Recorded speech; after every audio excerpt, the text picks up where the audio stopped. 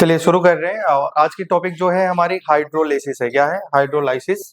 तो चलिए देखिए, हम बात करते हैं हाइड्रोलिसिस टॉपिक का। जिस तरह आप लोग केमिकल बॉन्डिंग में हीटिंग इफेक्ट पढ़ रहे थे, तो जितनी भी कंपाउंड का हीटिंग इफेक्ट था उसको डायरेक्टली एक ही साथ में पढ़े थे ना, केमिकल बॉन्डिंग में।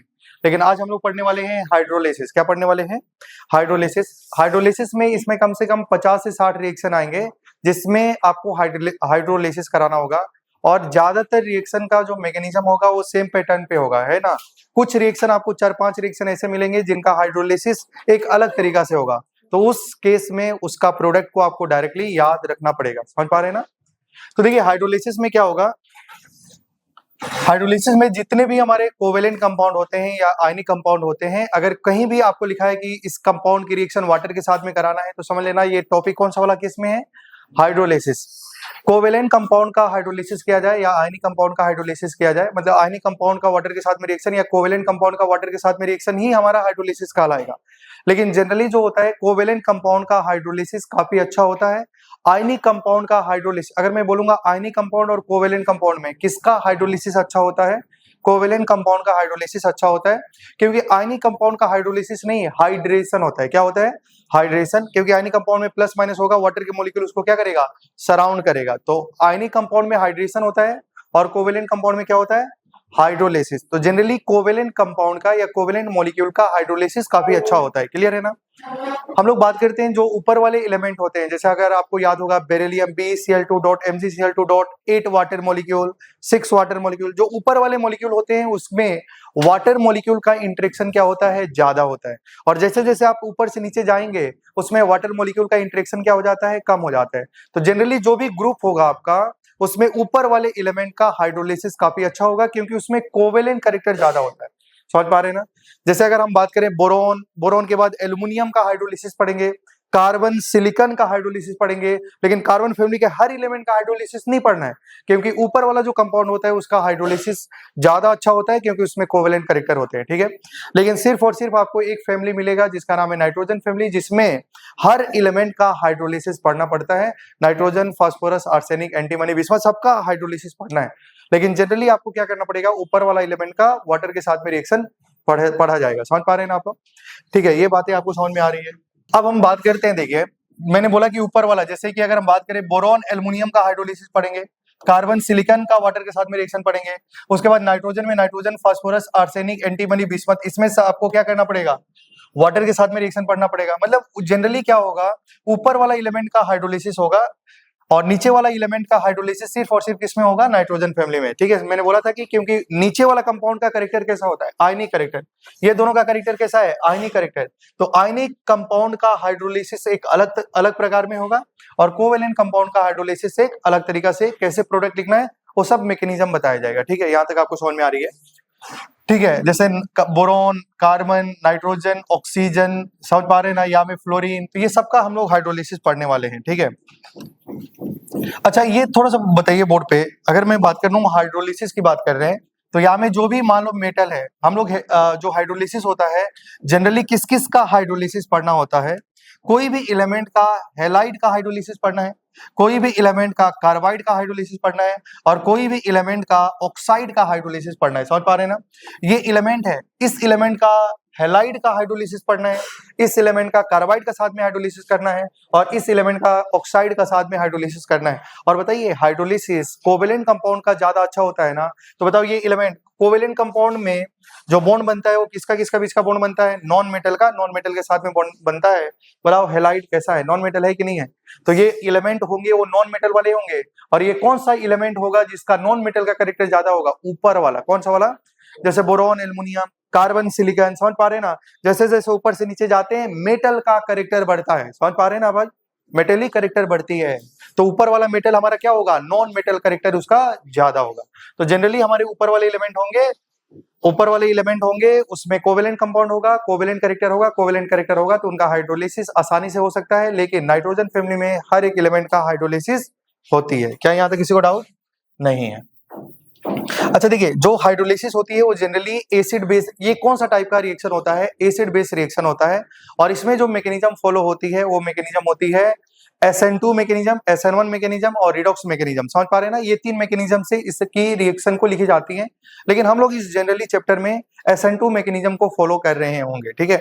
अच्छा, अब थोड़ा सा ध्यान देना, जैसे कि मान लो आपके पास में दिया गया है BCl3, तो पहले आप इसमें कुछ 2-3 पॉइंट लिख लेंगे। तो हाइड्रोलिसिस में पहला लिखेंगे it is a type of Lewis acid and Lewis base reaction. It is a type of Lewis acid and Lewis base reaction. It is a type of Lewis acid Lewis base reaction. Next में लिखेंगे in this reaction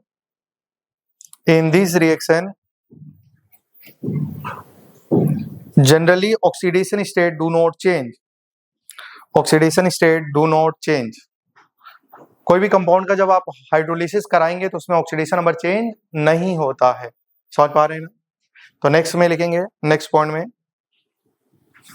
hydrolysis can occurs through, लिखेंगे hydrolysis can occurs through various mechanism. Hydrolysis can occurs through various mechanism SN1, कौन कौन mechanism है, SN1, SN2, SN1, SN2, कौन सा mechanism, SN1, SN2, redox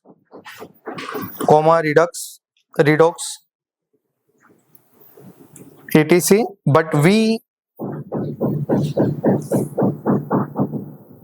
but we would use SN2 mechanism reaction. SN2 reaction mechanism, हम लोग generally SN2 mechanism को follow करेंगे। देखिए, सबसे पहले यहां तक समझ में आ रहा है SN2 हम लोग कौन सा मैकेनिज्म से प्रोडक्ट लिखने वाले हैं, SN2 मैकेनिज्म से, ठीक है। समझ पा रहे हैं ना। SN2 मैकेनिज्म क्या होता है, इसको बोलते हैं यूनिमोलिकुलर न्यूक्लियोफिलिक सब्स्टिट्यूशन रिएक्शन, जो कि आपको पढ़ना है ऑर्गेनिक में भी, ठीक है। एक होता है SN1 यूनिमोलिकुलर होता है, और SN2 का नाम होता है बाईमोलिकुलर। ये क्या होता है, बाईमोलिकुलर न्यूक्लियोफिलिक सब्स्टिट्यूशन रिएक्शन, और इसका नाम क्या होता है, यूनिमोलिकुलर। समझ पा रहे हैं ना। तो आप ध्यान देना कि आपका जो प्रोडक्ट होगा वो SN2 मैकेनिज्म से होगा। SN2 मैकेनिज्म में क्या होता है कि सबसे पहले यहाँ में क्या होता है कि कोई भी अटैक करता है तो एक ट्रांजिशन स्टेट बनता है, मतलब कोई अटैक करेगा। और यहाँ में थोड़ा सा ध्यान देना, मैं एक एग्जांपल से आपको समझा रहा हूँ। जैसे कि मान लो लिखा है BF3 या BCl3, और BCl3 का आप क्या कर रहे हैं, वाटर के साथ में रिएक्शन करा रहे हैं। तो थोड़ा सा बोर्ड पे ध्यान देंगे, कोई भी एलिमेंट का वाटर के साथ में रिएक्शन कराने का मतलब है कि ये कौन सा टॉपिक का क्वेश्चन है, हाइड्रोलिसिस। जितनी भी पीरियोडिक टेबल में, पीरियोडिक टेबल मैंने बोला, जितने भी पी ब्लॉक में हाइड्रोलिसिस से जितनी भी रिएक्शन है उसको हम लोग डायरेक्टली यहाँ में पढ़ रहे हैं, ठीक है। समझ पा रहे हैं ना। तो अब बोर्ड पे ध्यान देना, इसकी रिएक्शन वाटर के साथ में कराई गई है तो टॉपिक होगा हाइड्रोलिसिस, ठीक है। समझ पा रहे हैं ना। और यहाँ में बोर्ड पे ध्यान देना, अगर हम बात करेंगे तो बताओ ये क्या +3 और -1 होगा क्या, और वाटर क्या, बताइए वाटर क्या है, वाटर के पास लोन पेयर है कि नहीं है। अगर वाटर के पास लोन पेयर है तो इसको क्या बोला जा सकता है, लुईस एसिड या लुईस बेस। अगर वाटर के पास लोन पेयर है तो क्या है, लोन पेयर डोनेट करेगा तो ये क्या है भाई, लुईस बेस। समझ पा रहे हैं ना। अगर ये लोन पेयर को एक्सेप्ट कर ले तो इसको क्या बोला जाएगा, लुईस एसिड। क्या बोला जाएगा, लुईस एसिड, है कि नहीं। आप लोग बताइए, क्या बोरॉन के पास खाली डब्बा होता है कि नहीं होता है, होता है। तो अगर हम इनकी बात करते हैं, देखिए ठीक है, SN2 मैकेनिज्म में क्या होता है, देखो एक ट्रांजिशन स्टेट बनता है। जैसे मान लो क्या इसके पास खाली डब्बा है कि नहीं है, और यहाँ में क्या आया, ऑक्सीजन, क्या आया, OH2 आया, है कि नहीं। क्या ये ऑक्सीजन लेके, ऑक्सीजन के पास लोन पेयर है, क्या है, तो क्या ये लोन पेयर देगा कि नहीं देगा, देगा। तो बताओ यहाँ में एक बॉन्ड बन रही है कि नहीं बन रही है, बन रही है। तो यहाँ में क्या एडिशन हो रहा है कि नहीं हो रहा है। तो यहाँ में क्या होता है, इसको बोलते हैं ट्रांजिशन स्टेट। क्या बोलते हैं, ट्रांजिशन स्टेट। समझ पा रहे हैं ना। तो इसका मतलब यहाँ में बोरॉन का हाइब्रिडाइजेशन क्या है, बताइए, sp2 है। क्या है, sp2। यहाँ में क्या होता है भाई, देखो सबसे पहले एक ट्रांजिशन स्टेट होता है। ट्रांजिशन स्टेट बनने का मतलब होता है यहाँ में बॉन्ड बनता है, और कुछ देर के बाद, जैसे कि आप देखो ट्रांजिशन स्टेट क्या है, मैं आपको SN2 मैकेनिज्म में और आपको बता दूं। जैसे मान लो लिखा है CH, मान लो भाई ये लिखा है CH3Cl, ठीक है। और मान लो कोई यहाँ से NU- का अटैक हो, समझ पा रहे हैं ना। तो यहाँ में बताइए कार्बन हेलोजन में किसकी इलेक्ट्रोनेगेटिविटी ज्यादा है, बताइए Cl के। तो Cl इलेक्ट्रॉन को खींचेगा ना भाई, तो इसमें माइनस चार्ज आएगा, यहाँ पे प्लस चार्ज आएगा, आएगा कि नहीं आएगा। तो मान लो ये न्यूक्लियोफाइल माइनस है, NU- है, क्या बताओ अटैक आगे से करेगा या पीछे से करेगा, आगे से नहीं करेगा, क्योंकि दोनों सेम चार्ज से रिपल्सन हो जाएगा। तो न्यूक्लियोफाइल आएगा, पीछे से अटैक करेगा। यहाँ में बताइए कार्बन का हाइब्रिडाइजेशन क्या है, sp3। क्या है बोलिए, sp3। कार्बन कितना बॉन्ड बना रहा है, 4। तो जैसे ही न्यूक्लियोफाइल अटैक होगा तो यहां में देखो क्या यहां में न्यूक्लियोफाइल जुड़ रहा है, जुड़ रहा है कि नहीं जुड़ रहा है, और यहां से क्या हो रहा है, Cl निकल रहा है। तो यहां से यहां में क्या हो रहा है, इसका बॉन्ड फॉर्मेशन हो रही है, और यहां से यहां में क्या हो रही है, बॉन्ड ब्रेकिंग हो रही है। इस स्टेज को बोला जाता है ट्रांजिशन स्टेट। समझ पा रहे हैं ना, इस स्टेज को क्या बोलते हैं, ट्रांजिशन स्टेट। क्या ये बताओ ट्रांजिशन स्टेट स्टेबल या अनस्टेबल है? अनस्टेबल। कार्बन कभी भी 5 बॉन्ड नहीं बनाता, थोड़ा देर के लिए बनता है, फिर ये Cl यहां से क्या कर देता है बच्चों, निकल जाता है, लिविंग ग्रुप है ना, बाहर निकल जाता है, तो उस केस में ये प्रोडक्ट का फॉर्मेशन होता है, इसको बोलते हैं SN2 मैकेनिज्म। क्या समझ पा रहे हैं ना? तो यहाँ में क्या हो रही है, यहाँ में पहले एडिशन होगा, फिर बाद में ये Cl का क्या हो रहा है, निकलना हो रहा है, मतलब बाद में लिविंग ग्रुप निकल रही है, पहले ये ऐड होगा। इस स्टेज को बोला जाता है ट्रांजिशन स्टेट। ट्रांजिशन स्टेट में एक एक्स्ट्रा बॉन्ड बनता है, क्या क्या बनता है, एक एक्स्ट्रा बॉन्ड बनता है। बताओ यहाँ में एक एक्स्ट्रा बॉन्ड बना कि नहीं बना? अरे बना नहीं बना, बना। तो बताइए अब बोरॉन का हाइब्रिडाइजेशन क्या है, बोरॉन का हाइब्रिडाइजेशन sp3, क्या है बोलिए, sp3। तो जब भी आपसे क्वेश्चन से पूछा जाएगा कि मान लो BCl3 है, तो इसका ट्रांजिशन स्टेट का हाइब्रिडाइजेशन पूछिए, बताइए, तो हाइब्रिडाइजेशन ट्रांजिशन स्टेट का हमेशा 1 से बढ़ा देना है। जो पेरेंट का हाइब्रिडाइजेशन होगा उसका ट्रांजिशन स्टेट का अगर हाइब्रिडाइजेशन पूछा जाएगा तो आपको 1 से बढ़ा देना है। अगर इसका हाइब्रिडाइजेशन sp3 है तो ट्रांजिशन स्टेट का क्या बनेगा, sp3d। अगर sp3d है तो ट्रांजिशन स्टेट क्या हो जाएगा, sp3d2 हो जाएगा। क्लियर है ना? तो अगर पेरेंट का हाइब्रिडाइजेशन मालूम है, ट्रांजिशन स्टेट का हाइब्रिडाइजेशन पूछेगा तो आपको 1 से बढ़ा देना है। तो ये बात समझ में आ गई है। अब बोर्ड पे ध्यान देना, ये बॉन्ड बना, और बताइए हमें Cl अगर बात करेंगे तो Cl क्या लिविंग ग्रुप है कि नहीं है? तो Cl यहां से निकलना चाहेगा तो Cl और H आपस में कंबाइन करके क्या बना लेंगे, HCl। तो बताइए हमें जो प्रोडक्ट बनेगा वो क्या बनेगा, BOH, और यहां में क्या हो जाएगा, ClCl। बोलो क्लियर है ना? तो आप मुझे बताइए, बोर्ड पे ध्यान देना, क्या ऐसे प्रोडक्ट बना कि नहीं? तो एक बार वाटर के मॉलिक्यूल के साथ में रिएक्शन करेंगे तो एक OH आएगा, फिर दूसरा वाटर का मॉलिक्यूल यहाँ में अगर रिएक्शन ऐसे करता है तो यहाँ से क्या निकल जाएगा, HCl। OH जुड़ जाएगा कि नहीं जुड़ जाएगा, जुड़ जाएगा। और तीसरा बार मान लो वाटर का मॉलिक्यूल यहाँ में आया तो यहाँ से HCl निकाल देगा। तो बताओ फाइनल जो हमारा प्रोडक्ट बनेगा क्या वो ऐसा बनेगा कि नहीं बनेगा? क्या इसकी हाइड्रोलिसिस हुई कि नहीं? क्या ये वाटर के साथ में रिएक्शन करा कि नहीं करा? करा। लेकिन आप मुझे बताइए, क्या अगर हम हर कंपाउंड का ऐसे बनाएंगे तो क्या समय लगेगा कि नहीं लगेगा? लगेगा। तो अब उसके लिए जुगाड़ बनाया जाएगा जिससे हम लोग कोई भी क्वेश्चन को डायरेक्टली कैसे प्रोडक्ट फाइनल लिखा जाए उस पर हम लोग काम करेंगे। क्या समझ पा रहे हैं ना? लेकिन अगर कोई भी पेरेंट का हाइब्रिडाइजेशन sp3 है या sp2 है तो उसका ट्रांजिशन स्टेट का हाइब्रिडाइजेशन हमेशा 1 से बढ़ जाएगा। क्या यहाँ तक समझ पा रहे हैं क्या आप लोग?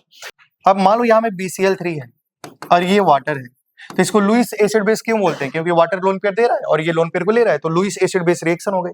क्या समझ पा रहे हैं ना? तो अगर हाइड्रोलिसिस होगा तो हाइड्रोलिसिस कौन सा रिएक्शन है भाई, Lewis acid Lewis base reaction है, क्योंकि वाटर लोन पेयर देगा और ये लोन पेयर को एक्सेप्ट करेगा। अगर इसके पास खाली डब्बा नहीं है तो क्या वो लोन पेयर को ले सकता है? तो इसका मतलब उसका हाइड्रोलिसिस नहीं होगा, उसका हाइड्रोलिसिस नहीं होगा। अब बोर्ड पे ध्यान देना। लेकिन अगर मान लो हम बात करेंगे, बताओ BF3 में और सॉरी BCl3 में बोरॉन का ऑक्सीडेशन नंबर कितना है, +3 है कि नहीं? Cl का चार्ज -1। वाटर को अगर हम ब्रेक करें तो बताइए वाटर H+ और OH- में देगा कि नहीं होगा? तो वाटर भाई ये कौन लुईस बेस वाटर है क्या? नहीं, लुईस बेस तो क्या था, OH-। जब वाटर को ब्रेक करेंगे तो H+ और OH- आएगा कि नहीं आएगा? तो यहाँ में जो लुईस बेस है जो लोन पेयर देगा, H+ के पास इलेक्ट्रॉन है क्या? नहीं, देगा कौन भाई, OH-। समझ पा रहे हैं ना? तो अब आपको क्या करना है, अब आपको इसका प्लस को इसका माइनस के साथ में जोड़ना है और इसका माइनस को इसका प्लस के साथ में जोड़ देना है। बोलो क्लियर है ना? तो अगर मान लो बोरॉन इस OH- को तभी ले पाएगा, कब ले पाएगा, जब इसके पास एक खाली डब्बा हो। समझ पा रहे हैं ना? अगर खाली डब्बा होगा तो इसका हाइड्रोलिसिस हो जाएगा। समझ पा रहे हैं ना? लेकिन अगर हम बात करें, देखिए CCl4 की रिएक्शन वाटर के साथ में कराएंगे तो आपको मालूम है कि कार्बन पे +4 चार्ज, Cl पे -1 होएगा, और वाटर को ब्रेक करेंगे H+ OH- में। बोलो क्लियर है ना? तो क्या ये OH- ये कार्बन को दे दो इसको, क्या इसका रिएक्शन हो पाएगा क्या? नहीं, क्योंकि जो ले रहा है उसके पास खाली डब्बा नहीं है, इसका मतलब ये हाइड्रोलिसिस नहीं करेगा। क्या समझ पा रहे हैं ना? आपको मालूम करना है कि CCl4 का हाइड्रोलिसिस नहीं होता है, बस 2 कंपाउंड का हाइड्रोलिसिस नहीं होता है, CCl4 SF6 का हाइड्रोलिसिस नहीं होता है। समझ पा रहे हैं ना?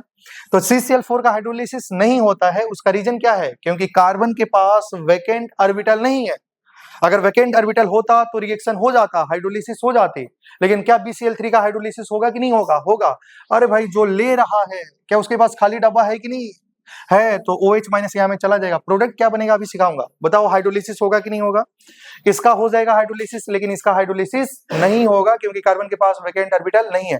कहने का मतलब है जो प्लस चार्ज है ना भाई, जो लोन पेयर को ले रहा है उसके पास खाली डब्बा होगा तो हाइड्रोलिसिस हो जाएगा, और खाली डब्बा नहीं होगा तो हाइड्रोलिसिस नहीं हो पाएगा, क्योंकि कार्बन ऑलरेडी 4 बॉन्ड बना लिया है, कार्बन का हाइब्रिडाइजेशन sp3 है और सेकेंड पीरियड का मेंबर है, डी तो होता ही नहीं है, तो इसके पास खाली डब्बा नहीं है। क्या यहाँ तक किसी को डाउट नहीं है? अब अगर हम बात करते हैं, यहाँ तक किसी को डाउट नहीं है ना, इसका हाइड्रोलिसिस होगा? होगा। क्या इसका हाइड्रोलिसिस होगा? नहीं होगा। क्यों नहीं होगा? क्योंकि कार्बन के पास वैकेंट ऑर्बिटल नहीं है। यहाँ तक किसी को डाउट नहीं है? अच्छा, अगर हाइड्रोलिसिस होगा तो प्रोडक्ट क्या बनेगा, ये तो बात होगी ना। अगर हाइड्रोलिसिस होगा तो प्रोडक्ट क्या बनाएंगे उस पर हम लोग बात करेंगे, ठीक है? तो भाई हाँ ना बोलिए, समझ में आ रही है क्या? हाँ ठीक है, CCl4 का हाइड्रोलिसिस नहीं होता है। अब बोर्ड पे ध्यान देना, जनरली क्या होगा कि आपका जो सेंट्रल एटम है उस पे हमेशा पॉजिटिव चार्ज आएगा। क्या चार्ज आएगा? हमेशा जो सेंट्रल एटम होगा उस पे हमेशा कैसा चार्ज आएगा? Positive charge. सिर्फ एक केस को छोड़ के, NCl3 का। समझ पा रहे हैं ना? NCl3। बाकी सब यहाँ पे जो चार्ज आएगा वो कैसा चार्ज आएगा, और साइड एटम का चार्ज कैसा आएगा? नेगेटिव। और वाटर को H plus OH minus break करना है और ऐड करा देना है। बोलो क्लियर है ना? लेकिन सिर्फ NCl3 का केस में नाइट्रोजन पे चार्ज यहाँ पे नेगेटिव आएगा और इस पे चार्ज कैसा आ जाएगा? पॉजिटिव। NCl3 के केस में ना, तो ज्यादातर आपका जो OH माइनस अटैक करेगा वो कहाँ पे अटैक करेगा? Positive charge. और पॉजिटिव चार्ज जनरली कहाँ पे होगा? Central atom. समझ पा रहे हैं ना? तो यहाँ में जो सेंट्रल एटम है उस पे पॉजिटिव चार्ज होगा, बाकी साइड एटम पे नेगेटिव चार्ज होगा। मैक्सिमम केसेस में सिर्फ एक केस जो होगा जिसमें NCl3 में सेंट्रल एटम पे नेगेटिव चार्ज आएगा, तो उसका हाइड्रोलिसिस कुछ अलग प्रकार से होती है, ठीक है? तो ध्यान देना, मैंने बोला कि कुछ कुछ रिएक्शन है जो आपको याद करनी पड़ेगी, 4 से 5 ही रिएक्शन आपको याद करना पड़ेगा, बाकी सब रिएक्शन का पैटर्न सेम ही है। तो बोर्ड पे ध्यान दीजिएगा।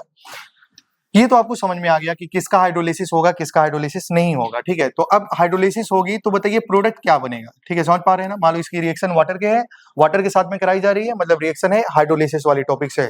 तो अगर इसका रिएक्शन कराना है तो प्रोडक्ट क्या बनेगा, इस पे बात करेंगे हम लोग। क्या बताइए, +3 और -1 है क्या? और वाटर को ब्रेक करेंगे, H प्लस और OH माइनस है कि नहीं है? है। क्या इस पे जो प्लस चार्ज है उसके पास खाली डब्बा है कि नहीं है? तो क्या ये लोन पेयर को ले सकता है? ले सकता है आराम से। क्लियर है ना? अब बोर्ड पे ध्यान देना, क्या ये बोरॉन मेटल है, नॉन मेटल है?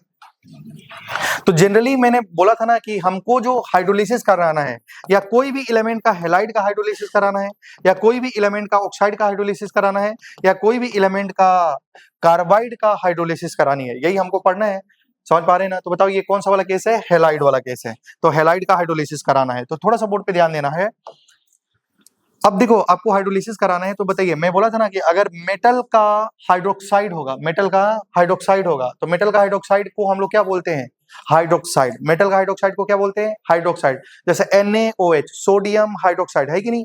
Magnesium hydroxide, aluminium hydroxide. मेरे कहने का मतलब है मेटल का हाइड्रोक्साइड को हाइड्रोक्साइड बोला जाता है, नॉन मेटल का हाइड्रोक्साइड को ऑक्सी एसिड बोला जाता है। क्या बोला जाता है? ऑक्सी एसिड बोला जाता है। क्लियर है ना भाई? लेकिन आपको मालूम होना चाहिए, अगर हम बात करते हैं कि पेरेंट एसिड आपको बताया गया था, फास्फोरस का पेरेंट एसिड याद है क्या? क्या फास्फोरस की अगर हम बात करें भाई, ध्यान देना, फास्फोरस का या सल्फर का या हेलोजन का, क्या समझ पा रहे हैं ना? सल्फर का जो फास्फोरस होता है, नाइट्रोजन फास्फोरस वाला फैमिली, तो बताओ इसका हाईएस्ट ऑक्सीडेशन नंबर कितना होता है? +5। क्या ईक एसिड होता है कि नहीं होता है? ईक एसिड। अरे भाई कौन सा एसिड? ईक एसिड। क्या H3PO4 होता है कि नहीं होता है? अरे होता है, नहीं होता है? होता है। +3 में क्या होता है बताओ? अस एसिड। क्या होता है भाई? अस एसिड। और प्लस इसका क्या होता है? +1 में हाइपो अस एसिड। क्या होगा? हाइपो अस एसिड। समझ पा रहे हैं ना? सल्फर की बात करेंगे तो सल्फर +6 में बताओ कौन सा? Sulphuric acid, ईक acid. +4 में सल्फ्यूरस एसिड। +2 में थायोसल्फ्यूरिक एसिड। क्या था भाई? थायोसल्फ्यूरिक एसिड।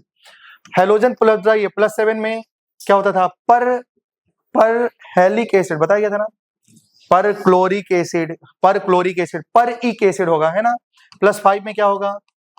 ईक एसिड। +3 में क्या होगा? अस एसिड। +1 में हाइपोक्लोरस एसिड। फॉर्मूला क्या था? HXO3, HXO2, मैंने लिखा HXO4, HSO3, HXO2, HXO, है कि नहीं? तो ये था, आपको ध्यान देना है, यहां तक किसी को डाउट नहीं है। तो अब अगर हम बात करें, थोड़ा सा बोर्ड पे ध्यान दीजिएगा, जैसे फास्फोरस का हाइपोफॉस्फोरस एसिड अभी हम लोग देखेंगे यहाँ में, ठीक है? यहाँ तक किसी को डाउट नहीं है। अब बोर्ड पे ध्यान देना, क्या यहाँ में बोरॉन मेटल है, नॉन मेटल? तो मैंने बोला कि जब भी जनरली कोई भी एलिमेंट का जब हम हाइड्रोलिसिस कराते हैं तो उसका ऑक्सीडेशन नंबर चेंज नहीं होता। ऑक्सीडेशन नंबर चेंज होता है क्या? नहीं होता। तो यहाँ में बोरॉन का ऑक्सीडेशन नंबर 3 है, तो इसका प्रोडक्ट में भी ऑक्सीडेशन नंबर कितना आना चाहिए? 3। तो आपको क्या करना है, पहले बोर्ड पे ध्यान देना, क्या ये बोरॉन +3 वाला है ना? तो ये बताओ मेटल या नॉन मेटल है? नॉन मेटल है, मेटल है। नॉन मेटल का हाइड्रोक्साइड को क्या बोलेंगे? Oxy acid. तो बोरॉन का +3 वाला ऑक्सी एसिड याद होना चाहिए। बोरॉन का +3 वाला ऑक्सी एसिड क्या होता है? H3BO3 होता है कि नहीं होता है? समझ पा रहे हैं क्या? और बताओ यहाँ में ये इसके साथ में कंबाइन होगा, ये इसके साथ में कंबाइन होगा, तो क्या बनेगा? HCl। क्या बनेगा? HCl। समझ में आ रहा है नहीं आ रहा है? नहीं तो आप क्या ऐसे लिख सकते हैं कि लिख सकते थे क्या? BOH का होल थ्राइस। अरे भाई बोरॉन 3 है ना, तो 3 OH जाएगा, क्लियर है ना? तो क्या बनेगा? BOH का होल थ्राइस। समझ पा रहे हैं ना? लेकिन ये बोरॉन मेटल है नॉन मेटल है? Non metal. नॉन मेटल का हाइड्रोक्साइड को क्या बोला जाता है? Oxy acid. तो जो इसका ऑक्सीडेशन नंबर है उसका ऑक्सी एसिड में भी ऑक्सीडेशन नंबर सेम होना चाहिए। क्या होना चाहिए? पर भाई इसी को ओपन करेंगे तो क्या बनेगा? H3BO3 बनेगा कि नहीं बनेगा? हमेशा ऐसा हो जरूरी नहीं है, थोड़ा बोर्ड पे ध्यान देना। जैसे कि बात करें PCl3, क्या बोलेंगे? PCl3 की वाटर के साथ में रिएक्शन कराएंगे, रिएक्शन है हाइड्रोलिसिस वाला, फास्फोरस का बताइए, +3 -1 होगा कि नहीं होगा? वाटर को ब्रेक करेंगे, H प्लस OH-, क्या प्लस को माइनस देंगे, माइनस को प्लस देंगे, क्या निकल जाएगा? HCl। फास्फोरस मेटल है नॉन मेटल है? Metal non metal? Non metal. Non metal का हाइड्रोक्साइड को क्या बोला जाता है? Oxy acid. तो फास्फोरस का +3 वाला ऑक्सी एसिड क्या होता है? H3PO3। क्या होता है? H3PO3। अरे भाई आएगा कि नहीं आएगा? और यहां से क्या निकल जाएगा? HCl। आप बोलेंगे क्या मैं ऐसे लिखने से नहीं चलेगा? चलेगा। क्या समझ पा रहे हैं ना? H3PO3 हो जाएगा। लेकिन अगर मान लो भाई PCl5 क्या लिखा है, इसकी रिएक्शन वाटर के साथ में कराना है, किसके साथ में? फास्फोरस +5 -1 होगा नहीं होगा? क्या वाटर को ब्रेक करेंगे, H प्लस OH- ब्रेक करेंगे कि नहीं करेंगे? ये इसके साथ में, ये इसके साथ में, फिर जोश जोश में आए बोले आप POH का 5 लिख दीजिए, ये तो एग्जिस्ट ही नहीं करता। क्या समझ पा रहे हैं ना? तो आपको क्या पता होना चाहिए? फास्फोरस बताओ मेटल है नॉन मेटल? नॉन मेटल का हाइड्रोक्साइड को क्या बोलते हैं? Oxy acid. तो फास्फोरस का +5 वाला ऑक्सी एसिड याद होना चाहिए, क्या होता है? H3PO4। होता है नहीं होता है? Phosphoric acid. समझ पा रहे हैं ना? और वहां में क्या बनेगा? HCl। समझ में आया नहीं आया? तो प्रोडक्ट लिखना काफी आसान है। समझ पा रहे हैं ना? अगर मान लो मेटल है तो मेटल का हाइड्रोक्साइड को क्या बोलेंगे? जैसे मान लो ऐसे लिखा है AlCl3 रिएक्टेड विथ वाटर। समझ पा रहे हैं ना? बताओ एल्युमिनियम +3 -1 है कि नहीं है?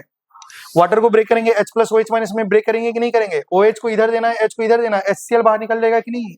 व्हाइट फ्यूम्स बना लेता है, जैसे आप लोग मूवी देखते हैं व्हाइट धुआं धुआं निकलता है ना, वही होता है HCl। तो क्या यहां से बताओ क्या निकल गया? HCl। ये व्हाइट फ्यूम्स होता है, ठीक है। और बताओ यहाँ में एल्युमिनियम मेटल है नॉन मेटल है? मेटल का हाइड्रोक्साइड को क्या बोलते हैं? हाइड्रोक्साइड। सिंपल सी हाइड्रोक्साइड। बताओ यहाँ में 3 है तो OH कितना चला जाएगा? तो क्या बना लेगा? AlOH का होल थ्राइस। तो मेटल का हाइड्रोक्साइड देखो, यहां में एल्युमिनियम का ऑक्सीडेशन नंबर 3 है तो यहां में भी एल्युमिनियम का ऑक्सीडेशन नंबर 3 होगा। तो अगर मान लो कोई भी क्वेश्चन आता है कि कौन कौन मान लो इसकी हाइड्रोलिसिस कराने से ये प्रोडक्ट बना, तो शुरुआत में देखो उसका ऑक्सीडेशन नंबर और हाइड्रोलिसिस करने के बाद भी ऑक्सीडेशन नंबर सेम होना चाहिए। तो 4 ऑप्शन में आप ऑक्सीडेशन नंबर जिसका सेम होगा मतलब वही हाइड्रोलिसिस हुआ होगा। ऐसे भी आप सही कर सकते हैं। नहीं समझ में आया? आए नहीं आए? नहीं आए? देखिए आपको मैंने बोला कि जब भी कोई भी कंपाउंड का हाइड्रोलिसिस कराना है, अगर आप लोग पेरेंट एसिड ही नहीं बता पा रहे हैं तो फिर मुश्किल है कि नहीं? तो अगर हम बात करते हैं जैसे आयोडीन का, अगर मैं बोलूंगा आयोडीन का, बताइए भाई आयोडीन का +7 वाला ऑक्सी एसिड क्या होता है? अगर एसिड बनाना है तो HXO हेलोजन का ऑक्सीडेशन नंबर 1 होता है। +3 में क्या होता था? +5 में क्या होता है? +7 में क्या होता था? HXO4। तो अगर आयोडीन का बनाना है तो HiO4, है ना? मैं बोला था इसको पीरियोडिक एसिड मत समझ लीजिएगा, है ना? तो क्या यहाँ में आयोडीन का ऑक्सीडेशन नंबर 7 है कि नहीं है? है या नहीं है? तो अगर मान लो तुमको आया IF7 का रिएक्शन कराइए वाटर के साथ में, समझ पा रहे हैं क्या? तो बताओ यहाँ में +7 है -1 है कि नहीं है? है। वाटर को ब्रेक करेंगे, H प्लस OH- में करेंगे कि नहीं करेंगे? करेंगे। क्या ये OH इधर जाएगा, ये इधर जाएगा, क्या बाहर क्या निकलेगा? HF। क्या निकलेगा? अब आप मुझे बताइए आयोडीन के पास खाली डब्बा होता है कि नहीं होता है? होता है। अरे होता है कि नहीं होता है? होता है।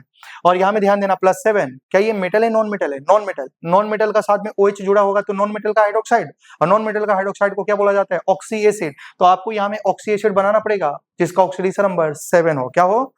तो बताओ क्या मैं बना सकता हूँ HiO4। तो इसका हाइड्रोलिसिस से ये प्रोडक्ट बना। तो सबसे आसान तरीका है ना भाई। हाँ, तो आइए अब शुरू करते हैं।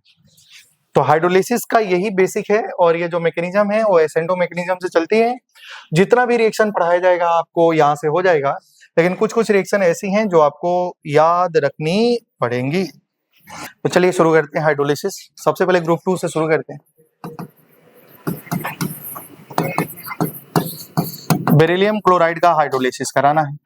तो बताइए बेरिलियम पे चार्ज +2 -1 होगा या नहीं होगा। वाटर को ब्रेक करना है भाई, H+ OH -1 ब्रेक करेंगे क्या।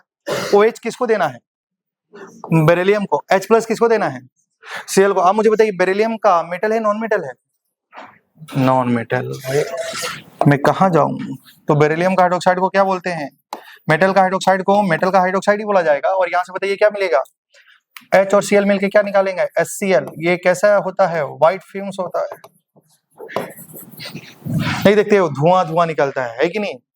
व्हाइट नहीं देखेंगे आप लोग, मूवी में देखे होंगे, ठीक है। नहीं देखे होंगे तो संडे को यहाँ स्क्रीन पे मूवी दिखाया जाएगा बताया जाएगा, इसको व्हाइट फ्यूम्स बोलते हैं, ठीक है। तो यहाँ तक हो गया। तो ये ग्रुप नंबर 2 की रिएक्शन है ऐसा, ठीक है। आप ग्रुप नंबर 3 की बात करेंगे। तो जनरली मैंने बोला था कि कोवेलेंट कंपाउंड का हाइड्रोलिसिस अच्छा होता है, समझ पा रहे हैं ना। तो ऊपर वाले एलिमेंट जो होते हैं कोवेलेंट होते हैं, उनका हाइड्रोलिसिस आसानी से किया जा सकता है, उसमें हाइड्रोलिसिस ज्यादा होती है क्योंकि उसके साथ में वाटर के मॉलिक्यूल का अट्रैक्शन या इंटरेक्शन ज्यादा होता है। तो ग्रुप नंबर 13 में आपको किस किस का बारे में पढ़ना है, बोरोन और एल्यूमिनियम। तो अगर मान लो BCl3 का हाइड्रोलिसिस कराना है तो बताओ यहाँ में क्या +3 और -1 होगा कि नहीं होगा। वाटर को ब्रेक करेंगे H+ OH -1, OH इसके पास, तो क्या बनाएगा H3BO3। आपको पेरेंट एसिड तो भाई याद ही होना चाहिए था।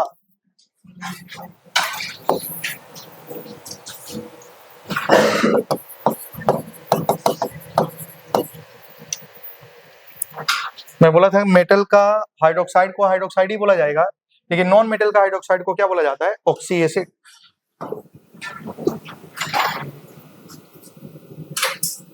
तो ये बताओ +3 -1 होगा कि नहीं होगा। बताओ एल्यूमिनियम मेटल है नॉन मेटल है, मेटल का हाइड्रोक्साइड का ना हाइड्रोक्साइड ही है। तो बताइए क्या बनेगा यहाँ में, AlOH का होल थ्राइस प्लस क्या बनेगा HCl। समझ पा रहे हैं ना। अच्छा एल्युमिनियम हाइड्रोक्साइड बोलिए जनाबे अल्दी अल्दी, ये प्रिसिपिटेट बनाता है, क्या बनाता है। और इनका जो प्रिसिपिटेट का कलर होता है वो जेलिटिनियस व्हाइट होता है।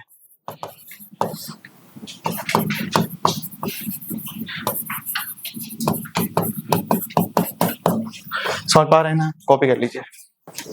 समझ पा रहे हैं ना। कोई मान लो कभी कंपाउंड आपको दिया गया, बोला गया कि ABC रिएक्शन कर रहा है, कुछ प्रोडक्ट बना रहा है जिसमें A जो है जेलेटिनियस व्हाइट प्रिसिपिटेट है, तो समझ लेना वो क्या होगा, एल्युमिनियम हाइड्रोक्साइड। क्या होगा, एल्युमिनियम हाइड्रोक्साइड। अब बोर्ड पे ध्यान देना है, यहाँ तक आप लोग समझ में आ रही है। अगर मान लो यहाँ में एल्युमिनियम की हाइड्रोलिसिस करा रहे हैं तो ये बन रहा है। अगर मान लो लिखा है एल्युमिनियम क्लोराइड, ध्यान दीजिएगा, एल्युमिनियम क्लोराइड की 6 वाटर के साथ में रिएक्शन करा दे, या यहाँ में लिखा होगा एक्सेस वाटर के साथ में रिएक्शन करा दे, तो क्या प्रोडक्ट बनता है, ठीक है। तो एल्युमिनियम क्लोराइड का हाइड्रोलिसिस कराते हैं तो ये प्रोडक्ट बनता है, लेकिन जब एक्सेस वाटर के साथ में रिएक्शन कराया जाएगा तो क्या होगा, ठीक है। तो जब वाटर ज्यादा होगा ना भाई, तो वो क्या करेगा, इस बॉन्ड को तोड़ देगा। हाइड्रेशन ज्यादा होगा, एनर्जी ज्यादा होगी तो बॉन्ड को ब्रेक कर देगा। जैसे कि HCl बताओ आयनिक कंपाउंड है या कोवेलेंट कंपाउंड है, भाई कोवेलेंट कंपाउंड है, कोवेलेंट। समझ पा रहे हैं ना। जब इसको पानी में डालते हैं, किस में डालते हैं, तो टूट जाता है कि नहीं टूट जाता है। उसी प्रकार ये भी रिएक्शन होगा, जब हम लोग AlCl3 को वाटर में एक्सेस वाटर में डालेंगे तो एल्युमिनियम और क्लोरीन एक दूसरे से क्या हो जाएगा, अलग हो जाएगा। क्या हो जाएगा, तो बताओ यहाँ में क्या बनेगा, Al+3 और यहाँ से क्या बनेगा 3Cl-। बोलो क्लियर है ना। लेकिन अब बताइए वाटर, आप लोग वाटर समझ लेना कि वाटर एक लिगेंड होता है। क्या होता है, लिगेंड। समझ पा रहे हैं ना। तो यहाँ में इसके साथ में क्या होता है कि जो 6 वाटर मॉलिक्यूल होते हैं वो इसके साथ में जुड़ जाते हैं और बनाता है Al वाटर 6, ऐसा कुछ बन जाता है। समझ पा रहे हैं, ये कॉम्प्लेक्स बन जाता है क्योंकि आप लोग को मालूम है कि ये थर्ड पीरियड का मेंबर है। थर्ड पीरियड का मेंबर का मैक्सिमम कोऑर्डिनेशन नंबर 6 होगा, तो ये 6 वाटर मॉलिक्यूल इसके साथ में जुड़ जाते हैं। समझ पा रहे हैं ना। तो वाटर एल्युमिनियम की रिएक्शन कराएंगे वाटर के साथ में, एक्सेस वाटर के साथ में ये प्रोडक्ट बनता है, और लिमिटेड वाटर के साथ में जेलेटिनियस व्हाइट प्रेसिपिटेट बनता है। इसमें देखिए जब इसको एक्सेस वाटर दिया जाएगा तो एल्युमिनियम क्लोरीन एक दूसरे से अलग हो जाएंगे, ठीक है। तो एल्युमिनियम पे कौन सा चार्ज आएगा, +3, समझ पा रहे हैं ना? जैसे ही +3 आएगा, वाटर एक लिगेंड है, वाटर एक लिगेंड है, कोऑर्डिनेशन कंपाउंड में आपको पढ़ाई जाएंगे। तो 6 वाटर मॉलिक्यूल इस एल्युमिनियम से जुड़ जाता है, तो यही लिखा है 6 और यहाँ में क्या है +3। समझ पा रहे हैं ना? तो ऐसे कुछ कंपाउंड बनता है। क्या यहाँ तक समझ पा रहे हैं आप लोग? अब नेक्स्ट बात करेंगे ग्रुप नंबर 14 की, हाइड्रोलिसिस करेंगे। ग्रुप नंबर 14 में कार्बन का ही पढ़ना है। देखिए ग्रुप नंबर 14, बताइए CCl4 का हाइड्रोलिसिस कराएंगे, तो बताओ हाइड्रोलिसिस होगा नहीं होगा? हाइड्रोलिसिस होगा नहीं होगा? क्योंकि मैं बोला था यहाँ में +4 और -1 आ रहा है, तो जो जो लोन पेयर को लेगा उसके पास खाली डब्बा होना चाहिए, तो यहाँ में लिखेंगे नो हाइड्रोलिसिस।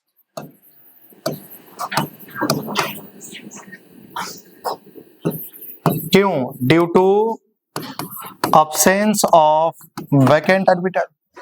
समझ पा रहे हैं ना? इसके पास वैकेंट ऑर्बिटल नहीं है।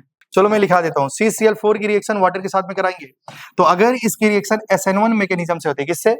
मैंने बोला जनरली हाइड्रोलिसिस हम SN2 मैकेनिज्म से पढ़ेंगे, लेकिन ये रिएक्शन होती है SN1 मैकेनिज्म से हो जाती है under drastic condition. Under drastic condition का मतलब टेम्परेचर, प्रेशर सब कुछ फिक्स होगा तब ये रिएक्शन हो पाएगा। समझ पा रहे हैं ना? तो यहाँ में देखो क्या होता है, यहाँ में 2 हाइड्रोजन है, यहाँ में 2 क्लोरीन है ना, है ना? यहाँ में एक हाइड्रोजन एक क्लोरीन HCl बाहर निकल जाएगा, एक हाइड्रोजन एक क्लोरीन बाहर निकल जाएगा, तो 2 हाइड्रोजन 2 क्लोरीन 2 बाहर निकल जाएगा, तो क्या बचेगा? CCl2O, है ना? तो बनता है COCl2 + 2 HCl। समझ पा रहे हैं ना? इसको बोलते हैं फॉजिन। ये कैसा होता है? पॉइजनस। कैसा होता है? चलिए, तो मैं बोला था कि ऊपर वाला एलिमेंट का हाइड्रोलिसिस करना है, तो कार्बन के बाद किसका हाइड्रोलिसिस? सिलिकॉन।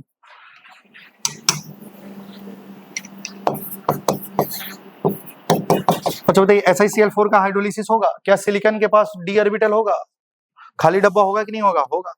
+4 -1 और यहाँ में देखिए ब्रेक करेंगे H + OH-, है ना? तो क्या बनेगा बताइए? SiOH का होल 4 + HCl, या इसको आप क्या लिख सकते हैं? देखो H2SiO3। समझ पा रहे हैं ना? यहाँ में सिलिकॉन का ऑक्सीडेशन नंबर कितना है? +4। समझ पा रहे हैं आप लोग? मैं बोला था यहाँ में ऑक्सीडेशन नंबर हाइड्रोलिसिस के दौरान ऑक्सीडेशन नंबर चेंज नहीं होता है। बहुत अच्छी बात है। और H2CO3 बताओ स्टेबल है या अनस्टेबल है? ये डायरेक्टली टूट जाता है कि नहीं CO2 + H2O में, है ना? उसी प्रकार H2SiO3 जो है ये भी टूट जाता है SiO2 + H2O में। तो बताओ यहाँ में भी सिलिकॉन का ऑक्सीडेशन नंबर क्या है? +4। तो इसकी हाइड्रोलिसिस से आपका ये सब प्रोडक्ट मिलेगा, कोई भी एक होगा तो सही है। समझ पा रहे हैं आप लोग?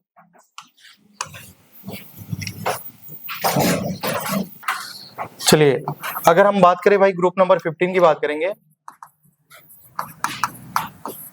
नाइट्रोजन की रिएक्शन वाटर के साथ में कराएंगे, तो यहाँ में देखिए NCl3 का हाइड्रोलिसिस कराएंगे,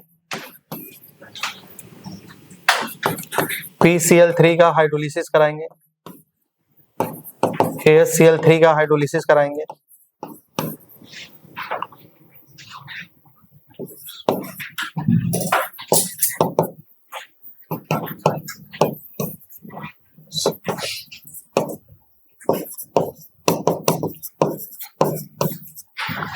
ठीक है? तो यहाँ में देखो, अगर इन सब एलिमेंट का अगर हम लोग हाइड्रोलिसिस कराएंगे तो प्रोडक्ट क्या बनेगा, ठीक है? तो बोर्ड पे ध्यान दीजिएगा। जैसे NCl3 का वाटर के साथ में हाइड्रोलिसिस करेंगे तो ये दोनों का हाइड्रोलिसिस एक जैसा होगा, ये दोनों का हाइड्रोलिसिस एक जैसा होगा, क्योंकि जो ऊपर वाला एलिमेंट होता है उसमें कोवेलेंट कैरेक्टर ज्यादा होता है और नीचे वाला एलिमेंट होता है उसमें कौन सा कैरेक्टर होता है?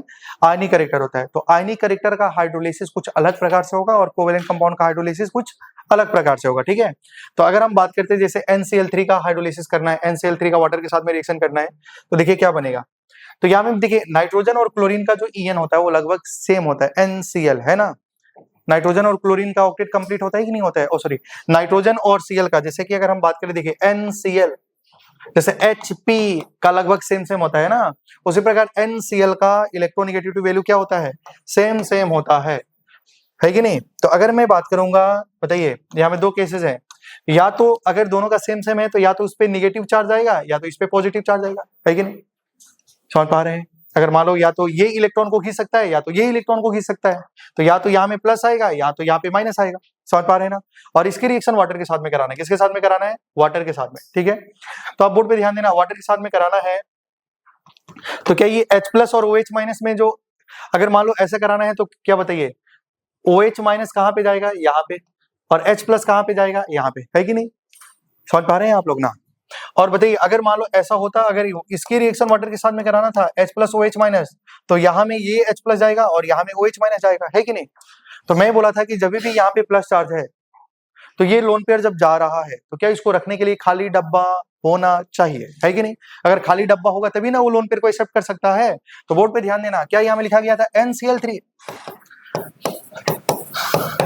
क्या इसके पास लोन पेयर है? क्या इसके पास खाली डब्बा है? क्या ये लोन पेयर को लेगा? नहीं। बताओ क्या यहाँ पे अगर प्लस चार्ज होता तो ये OH माइनस इधर आता कि नहीं आता? अगर यहाँ पे प्लस चार्ज है तो OH माइनस यहाँ में अटैक करेगा ना, लेकिन इसके पास खाली डब्बा नहीं है, तो आप इसको ऐसा चार्ज नहीं कंसीडर करना है।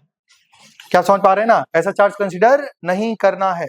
क्या आप समझ पा रहे हैं ना? OH जिसके पास जा रहा है, जो लुईस बेस है, ये जा रहा है OH माइनस, तो ये OH माइनस को लेगा तो इसके पास खाली डब्बा होना चाहिए, मैं तभी उसका हाइड्रोलिसिस हो सकता है।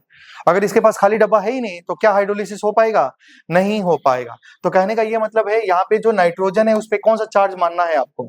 माइनस, तभी आपका उसका क्या होगा? हाइड्रोलिसिस होगा। तो आइए ध्यान देना, तो NCl3 में बताइए नाइट्रोजन पे कौन सा चार्ज है भाई? माइनस, और यहाँ पे कौन सा चार्ज है? प्लस। 3 क्लोरीन है तो उसमें चार्ज हो जाएगा +1। अब बताओ यहाँ में वाटर है तो यहाँ में H प्लस और OH माइनस होगा कि नहीं होगा? होगा। तो बताइए अब बोर्ड पे ध्यान देना, नाइट्रोजन पे चार्ज क्या है बताइए? -3। नाइट्रोजन पे कौन सा चार्ज है? -3। अब बोर्ड पे यहाँ में आराम से देख सकते हैं, यहाँ में लिखा है NCl3, क्या लिखा है? NCl3। इस पे कौन सा चार्ज है? -3, और इस पे चार्ज कैसा है? +1। ठीक है। जब इसकी रिएक्शन वाटर के साथ में कराएंगे तो वाटर के साथ में कराएंगे तो वाटर में तो क्या होगा? H प्लस और OH माइनस। अरे होगा नहीं होगा? होगा। तो N के पास बताओ क्या जाएगा? OH जाएगा या H जाएगा? माइनस है तो उसके पास क्या जाएगा? H। तो -3 चार्ज है तो उसके पास कितना हाइड्रोजन देना पड़ेगा? 3। तो क्या बन जाएगा? NH3। क्या बनेगा? NH3। समझ पा रहे हैं ना आप? और बताइए ये हेलोजन, मैं बोला था ना इसके पास, क्या इसके पास पॉजिटिव चार्ज है कि नहीं है? पॉजिटिव चार्ज है क्या? खाली डब्बा भी है, क्लोरीन वैकेंट डी ऑर्बिटल होगा ही होगा। क्या इसके पास बताओ खाली डब्बा है? तो बताओ क्या अब इसका किसका हाइड्रोलिसिस होगा? इस क्लोरीन का हाइड्रोलिसिस होगा। OH कहाँ जाएगा? इसके पास जाएगा। जाएगा कि नहीं जाएगा? तो बताओ क्लोरीन का +1 वाला ऑक्सीडेशन, क्लोरीन मेटल है नॉन मेटल है? Non metal. नॉन मेटल का हाइड्रोक्साइड क्या होता है? Oxy acid. तो बताओ ऑक्सी एसिड कौन सा ऑक्सीडेशन स्टेट का बनेगा? +1 वाला क्या होता था? हाइपो हेलस एसिड होता था कि नहीं हो जाता था? हो जाता। क्या बनेगा? HOCl, hypochlorous acid. समझ पा रहे हैं ना? समझ में आया नहीं आया? तो क्या ये रिएक्शन थोड़ा डिफरेंट है? नहीं है। क्या अभी तक सारे जो सेंट्रल एटम थे उस पे चार्ज कैसा आ रहा था? प्लस। NCl3 का केस में चार्ज कैसी आ रही थी? माइनस। तो यहाँ में क्या बनेगा? अमोनिया। क्या बनेगा? अमोनिया। और HOCl हाइपोक्लोरस एसिड, यहाँ में क्लोरीन का ऑक्सीडेशन नंबर कितना है भाई? +1। तो यहाँ में भी क्लोरीन का ऑक्सीडेशन नंबर कितना है? +1। यहाँ में नाइट्रोजन का ऑक्सीडेशन नंबर कितना है? -3। यहाँ भी कितना है? -3। हाइड्रोलिसिस के दौरान ऑक्सीडेशन नंबर चेंज नहीं होता है। सबसे आसान तरीका है। चलो भाई बोर्ड पे ध्यान देना, PCl3 और H2O। समझ पा रहे हैं ना? इसका हाइड्रोलिसिस कराना बहुत आसान है। बताओ क्या बनेगा? फास्फोरस पे +3, Cl पे क्या होगा? -1। वाटर जाएगा तो बताओ इसके पास OH, तो क्या बनाएगा? +3 वाला ऑक्सीडेशन स्टेट बोलो क्या होता है? H3PO3 plus HCl। बताइए इसकी बेसिसिटी कितनी है? 2 है। 2 कितनी है? 2।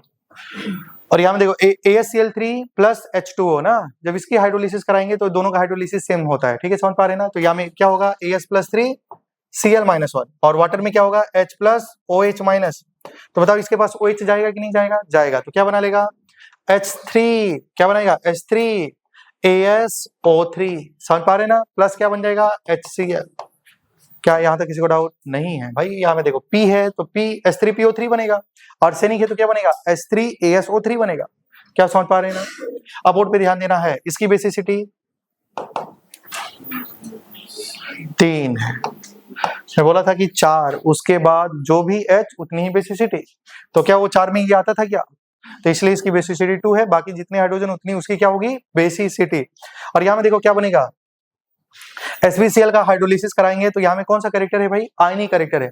आयनिक कैरेक्टर का वजह से इसका क्या होगा? हाइड्रोलिसिस कंप्लीटली हाइड्रोलिसिस नहीं होता है, इसका पार्शियल हाइड्रोलिसिस होता है। ठीक है, तो जो प्रोडक्ट बनता है वो बनता है ऐसा, SbOCl। क्या बनता है? SbOCl प्लस HCl, और यहाँ में बनेगा BiOCl प्लस HCl, और ये एग्जिस्ट किस फॉर्म में करता है ऐसा, इसका नाम है एंटीमोनियल क्लोराइड।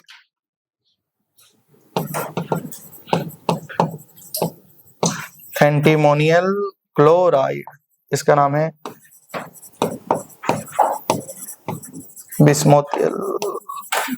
बिस्मोथिल क्लोराइड। YL लगा देना लास्ट में, बिस्मथ नाम होता है।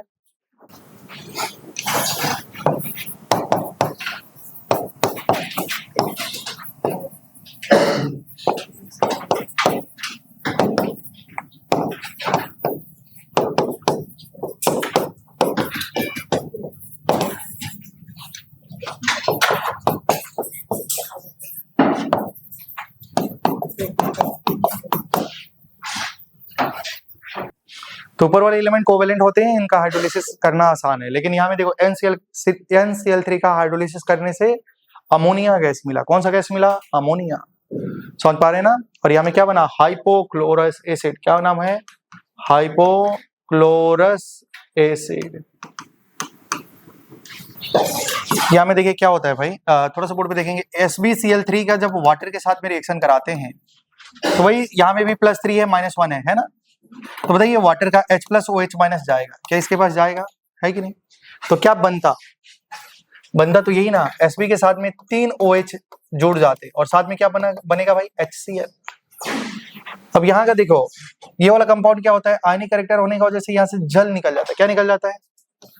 जल निकल जाता है। पहला काम तो जल निकल जाता है, और जो एसिड यहाँ से HCl निकला है वो फर्दर इसके साथ रिएक्शन करता है। क्लियर है ना भाई? तो देखो क्या बनेगा जब यहाँ से जल निकलेगा, तो ये देखो ऐसा ही OH है, OH है, OH है। बोर्ड पे ध्यान देना, एक साथ में दो काम होगा, एक तो पानी निकलता है और इसके पास OH है, तो एसिड आएगा यहाँ से फिर पानी निकालेगा। समझ पा रहे हैं ना? तो बताओ क्या बनेगा? SbOCl। क्या बनेगा? SbOCl। तो वही लिखा गया था यहाँ। क्या बनेगा? SbOCl, antimonial chloride. Same reaction इसका होता है। चलिए अब हम लोग का ग्रुप नंबर 15 का हाइड्रोलिसिस हो गया। अब ग्रुप नंबर 16 की बात करेंगे। तो ग्रुप नंबर 16 में देखिए SF6,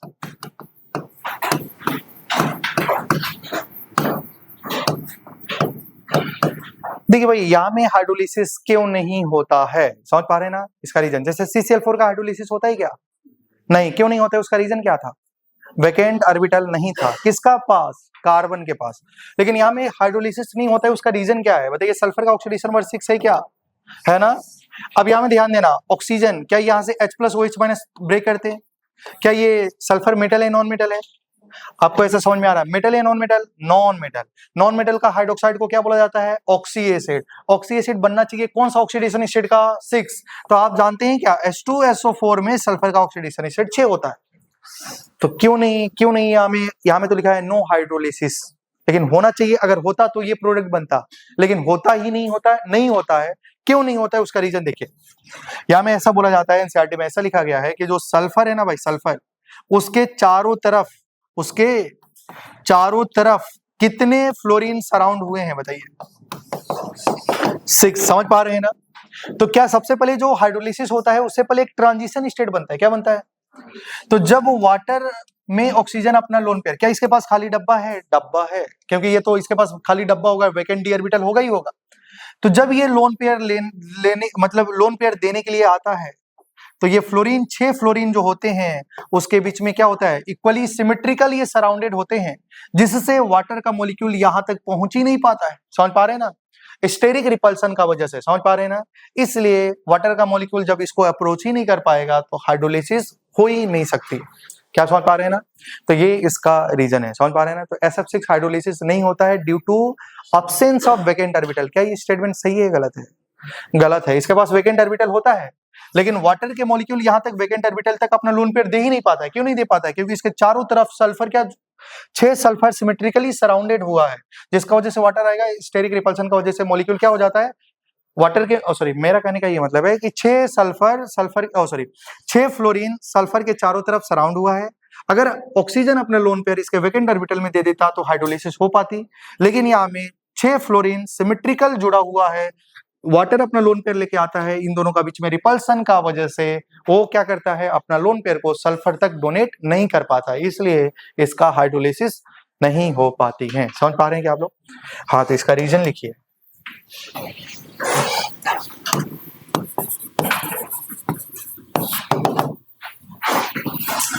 देखें, इन SF6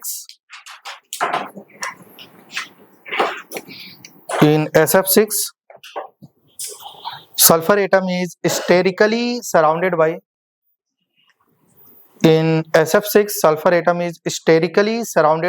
six fluorine atom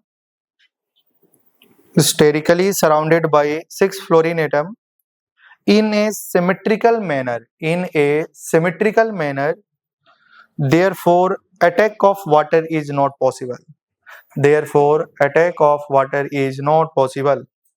एक बार repeat. In SF6, sulfur atom is sterically surrounded by 6 fluorine atom in a symmetrical manner,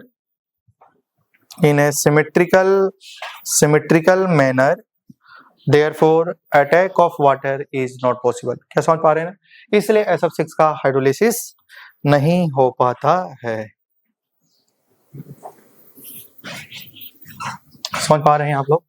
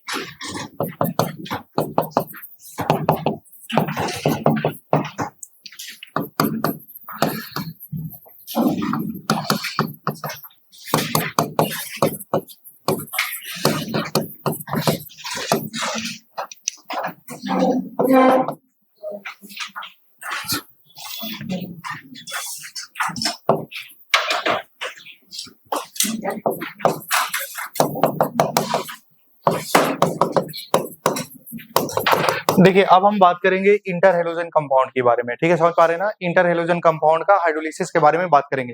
तो सबसे पहले आपको मालूम होना चाहिए कि इंटर हेलोजन कंपाउंड क्या होता है। अगर दो हेलोजन आपस में कंबाइन करता है, दो हेलोजन जब आपस में कंबाइन करके एक कंपाउंड बनाता है, उस कंपाउंड का नाम होता है इंटर हेलोजन कंपाउंड। समझ पा रहे हैं ना? अगर एक हेलोजन दूसरा हेलोजन के साथ में कंपाउंड, जैसे IF7, समझ पा रहे हैं ना? IF7 आयोडीन ने फ्लोरीन के साथ में कंबाइन है, दो हेलोजन जब आपस में कंबाइन करते हैं जो कंपाउंड बनता है, उस कंपाउंड का नाम है इंटर हेलोजन कंपाउंड। और इंटर हेलोजन कंपाउंड में यहाँ में देखिए, इंटर हेलोजन जो कंपाउंड होता है उसको रिप्रेजेंट कर जाता है XX डैश से। तो समझ पा रहे हैं ना? और उसमें हेलोजन जो होता है, इंटर हेलोजन के साथ में कंबाइन करता है, और हेलोजन का ऑक्सीडेशन नंबर क्या क्या हो सकता है? 1357। क्या हो सकता है? 1357। तो या तो हेलोजन एक हेलोजन के साथ में कंबाइन करेगा तो XX डैश बनाएगा, एक हेलोजन तीन हेलोजन के साथ में कंबाइन करेगा तो X, जैसे अब नहीं पढ़ेंगे क्या, ClF3 है कि नहीं? ClF3। तो एक हेलोजन तीन हेलोजन के साथ में कंबाइन करेगा तो XX-3। यहाँ में जो X लिखा गया है वो बोला गया है लार्ज साइज वाला होना चाहिए। क्या होना चाहिए? Large size. और X डैश जो होना चाहिए वो कैसा साइज का होना चाहिए? Small size. अगर मान लो भाई, ध्यान देना, अगर हमारा जो सेंट्रल एटम है वो लार्ज साइज का होना चाहिए, और जिसका साइज ज्यादा होता है उसका EN क्या हो जाता है? कम। EN और साइज एक दूसरे का इनवर्सली होता है ना भाई? तो जिसका साइज ज्यादा होगा उसका इलेक्ट्रोनेगेटिविटी कम होगा, जिसका इलेक्ट्रोनेगेटिविटी ज्यादा होगा उसका साइज कम होगा। ये बातें पता है आपको? अगर हम सेंट्रल एटम को ना बड़ा साइज वाला लिखेंगे ना, बड़ा साइज होगा तो छोटा छोटा ग्रुप आराम से यहाँ पे अटैक हो सकता है, जाकि स्टेरिक रिपल्सन क्या होगा? कम से कम होगा। अगर आपने छोटा साइज रखा और बड़ा बड़ा ग्रुप लगा दिया तो इसके बीच में स्टेरिक रिपल्सन होगा, मॉलिक्यूल क्या हो जाएगा? अनस्टेबल होगा, एग्जिस्ट करेगा ही नहीं करेगा। इसलिए जो सेंट्रल एटम होंगे वो कैसे होंगे भाई? बड़े साइज वाले होने चाहिए। समझ पा रहे हैं ना आप लोग? तो सबसे पहले इसका डेफिनेशन लिख लीजिए। तो when two different halogen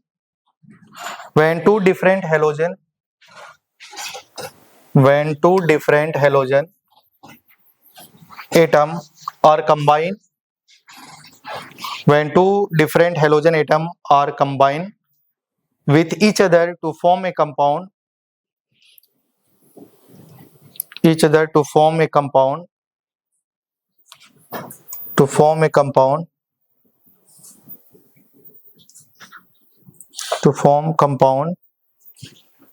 then compound form is called interhalogen compound. Next में लिखेंगे types of interhalogen compound. Compound form is called interhalogen compound. ये नहीं लिखना है, उसके बाद लिखना है types of interhalogen compound. Types of interhalogen compound.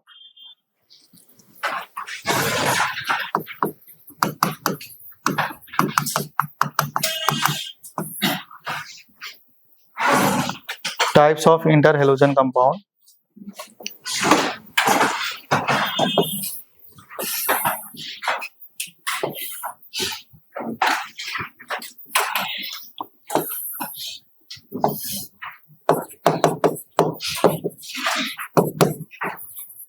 हाँ, ये लिख सकते हैं, ये एक्स एक्स डैश वाला, इसका हाइड्रोलिसिस अभी करेंगे ना. ठीक है, तो कंपाउंड है और यहाँ में एग्जाम्पल है. ठीक है, तो देखिए अगर हम बात करें एक्स एक्स डैश की बात करें, है ना, एक्स क्या होना चाहिए, बड़ा साइज का होना चाहिए, और इसका ऑक्सीडेशन नंबर कितना है, +1. तो या तो आयोडीन, देखो बड़ा वाला क्या हो सकता है, आयोडीन हो सकता है ना. छोटा आइटम क्या हो सकता है, फ्लोरीन. आई के साथ में क्या हो सकता है, क्लोरीन. आई के साथ में क्या हो सकता है, ब्रोमीन. हो सकता है कि नहीं हो सकता. क्या I2 को इंटरहेलोजन कंपाउंड बोलेंगे क्या, नहीं, दो डिफरेंट बोला गया है. समझ पा रहे हैं ना. तो ठीक है, अब ध्यान देना, अगर हम बात करें Br के साथ में क्या हो सकता है, Br के साथ में I आ सकता है क्या, नहीं भाई, Br सेंट्रल एटम, बड़ा साइड एटम छोटा. तो Br के साथ में फ्लोरीन हो सकता है, क्लोरीन. ठीक है, अब बताओ उसके बाद क्या बचेगा, क्लोरीन. क्लोरीन के साथ में आयोडीन हो सकता है, क्लोरीन के साथ में फ्लोरीन हो सकता है, तो ये हमारे interhalogen compound X X dash type के हैं. समझ पा रहे हैं ना. दूसरा एक्स एक्स डैश 3, तो बताओ यहाँ में क्या होगा, I के साथ में F3 होगा, है ना, या तो I के साथ में Cl3 होगा, या तो I के साथ में Br3 होगा. ठीक है, Br के साथ में F3 होगा, Br के साथ में Cl3 होगा, और Cl के साथ में F3 होगा. ठीक है, समझ पा रहे हैं ना. इसमें इंपॉर्टेंट बात यह है कि इसमें दो कंपाउंड एग्जिस्ट नहीं करता. समझ पा रहे हैं ना.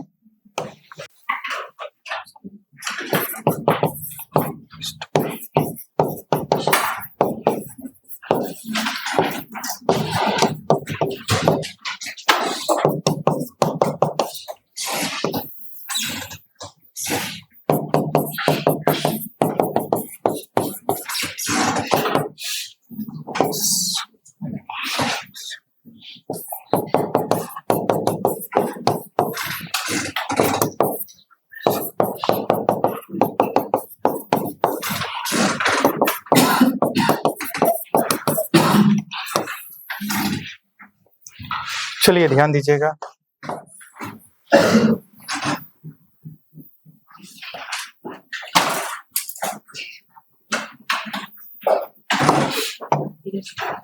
अब हम लोग देखिए ग्रुप नंबर 2 का भी हाइड्रोलिसिस किया गया था, 13, 14, 15, है ना. 13 का, 14 का, 15 का, ग्रुप नंबर 16 का नहीं, हेलोजन का किया गया था, है ना. 16 का हमारा क्या होगा, ऑक्साइड में 16 में ऑक्साइड आएगा, जिससे SO2 का हाइड्रोलिसिस करने से क्या आएगा, है कि नहीं, तो वो सब पढ़ेंगे. फिर हमने 17 का इंटरहेलोजन कंपाउंड का हाइड्रोलिसिस पढ़ा है. फिर हम लोग किसका पढ़ रहे हैं, ग्रुप नंबर 18 का. तो 18 में जनरली आपका जो कंपाउंड मिलेगा वो जेनोन का मिलेगा. जैसे यहाँ में क्या लिखा है, XAF2, XAF4, XAF6. ठीक है, मैंने बोला था कुछ रिएक्शन है जो आपको हाइड्रोलिसिस याद करना पड़ेगा. अभी तक जो याद करने वाली रिएक्शन है वो ये है कि NCl3 का हाइड्रोलिसिस करने से अमोनिया गैस मिली थी ना, व्हाइट फ्यूम्स नहीं मिला था, HCl गैस नहीं मिला था. और दूसरी एंटीमनी और बिस्मथ का हाइड्रोलिसिस करेंगे तो उसमें आयनिक कैरेक्टर का वजह से एंटीमोनियल क्लोराइड मिला था, SbOCl, और क्या मिला था, BiOCl मिला था प्रोडक्ट. तो वो सब आपको याद करना है. ठीक है, लेकिन जो इंपॉर्टेंट है वो NCl3 का हाइड्रोलिसिस आपको बिल्कुल भी याद होना ही चाहिए. क्लियर है ना. अब हम बात कर रहे हैं यहाँ में जैसे ग्रुप नंबर 18 का भी क्या करना है भाई, आपको डायरेक्टली याद रखना है. क्या करना है, डायरेक्टली याद रखना है. ये बताइए क्या आप लोग ये कंप्लीट कर लिए हैं क्या यहाँ में ऑक्सीडेशन नंबर 1 है, 3 है, 5 है, 7 है ना. बताओ यहाँ में क्या बना होगा, HF. क्या बना होगा, HF. और क्या बना होगा, HOCl प्लस HF बना है क्या, यहाँ में बताइए. HClO3 या HClO2 प्लस HF.